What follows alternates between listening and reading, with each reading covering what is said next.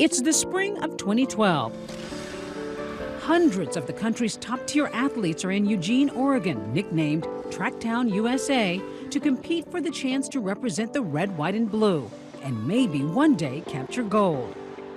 The Olympic trials, this is where the best of the best in amateur athletes come to compete to try to punch their tickets to go to the Olympic Games. 20-year-old Arizona Wildcat Baillie Gibson is one of them. But Baillie's coming off a year marked by injury and disappointment, and her performance is less than memorable, coming in a distant 12th in the discus and 9th in the shot put.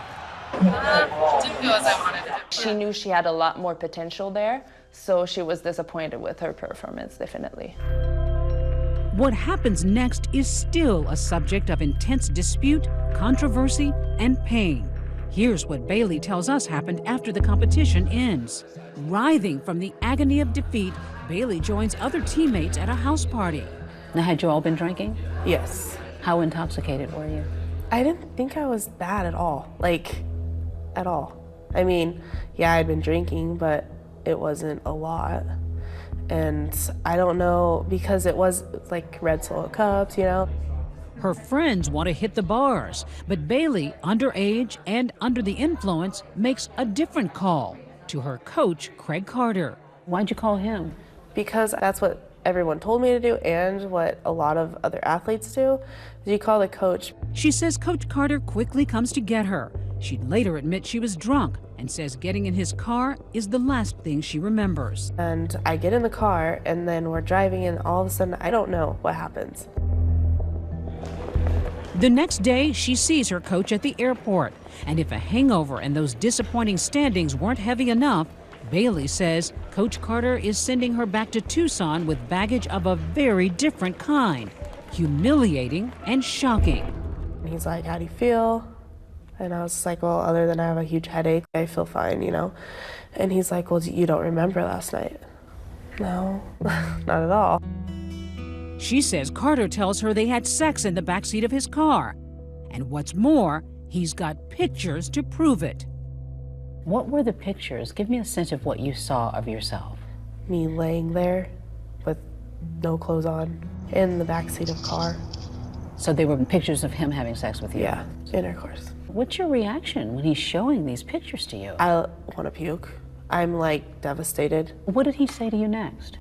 He's like, "If you tell anyone, like, I'll send these pictures out and show what a whore you are and a slut." And you believed him? Yeah. Because I didn't know anything else. I didn't want my body to be everywhere or to lose my scholarship and go back to my hometown feeling like a failure. She says the 4-hour flight back to Tucson's a blur, and when she returns to campus, she says it's not just the fear over her coach's alleged threats keeping her up at night, there's also shame. I thought it was my fault. I was like, what did I do? Why would I ever do that? Like, that's not who I am.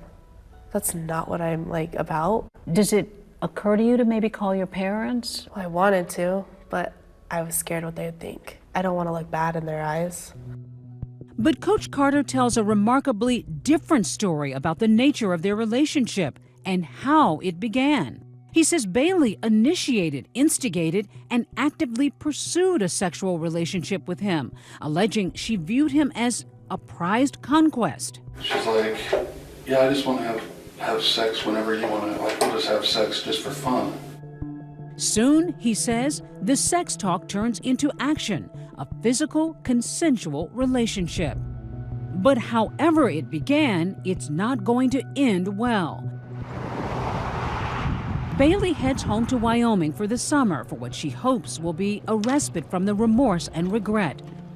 But even 1,000 miles away, she claims Carter is making insidious demands, insisting she text nude pictures of herself, or else he'll share those compromising photos. That summer you didn't say anything to your parents? No.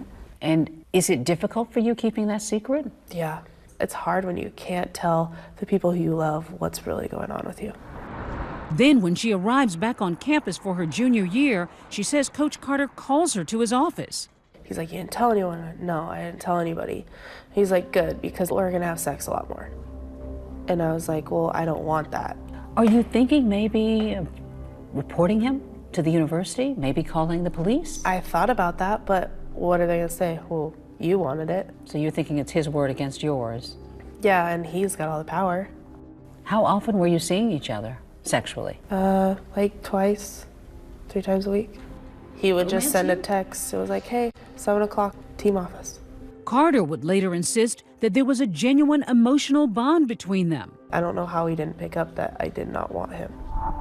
Back in Wyoming, Baillie's parents are concerned when their third-year college student is suddenly and inexplicably homesick.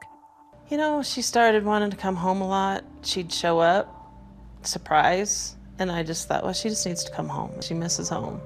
But then when she'd get a phone call in the middle of the visit and she'd run to the other room and it's like, well, who is that? She says, it's Coach. I said, so what's the coach saying? Well, he's got to talk to me. He's telling me my workouts and stuff like that. And so I just shrugged it off, and I thought it was kind of weird.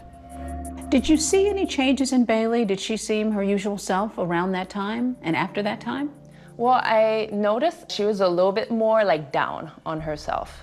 She was not as like the smiley Baillie that I knew. How was her relationship with Coach Carter during this period? Is anything any different? They would butt head a lot. So sometimes she'd say, okay, I'm not allowed to talk right now at practice. He told me that I'm not allowed to smile. And I thought that was very, very weird. The coach told her she's not allowed to smile? Yes, and that was weird to me because he didn't say anything along those lines to any of the other athletes. Coming up, Baillie says she finds the courage to call a halt to the arrangement, but her coach won't take no for an answer. He grabbed you and put a box cutter to your throat? Yes. What's going on in your mind? I'm not gonna make it alive. Hi everyone, George Stephanopoulos here. Thanks for checking out the ABC News YouTube channel. If you'd like to get more videos, show highlights, and watch live event coverage, click on the right over here to subscribe to our channel, and don't forget to download the ABC News app for breaking news alerts. Thanks for watching.